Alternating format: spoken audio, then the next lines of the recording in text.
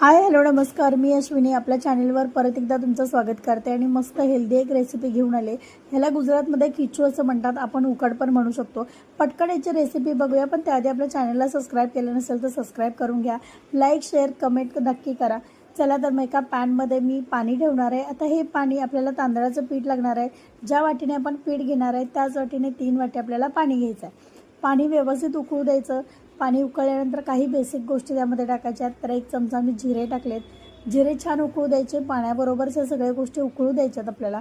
एक अर्धा चमचा ओवा आहे जो मी हातावर थोडासा असं कुस करून टाकलाय, म्हणजे त्याचा फ्लेवर छान येईल। आता यामध्ये आपल्याला 2 हिरव्या मिरच्या ज्या टेचून टाकायच्या। तिखटाचं प्रमाण तुमच्या आवडीनुसार कमी जास्त करा, पण ह्या बऱ्यापैकी तिखट होतं त्यामुळे मी 2च मिरच्या घेतल्यात। आता ही छान उकळी काढून घ्यायचं। यामध्ये आता आपल्याला चवीपुरतं मीठ टाकायचं आहे।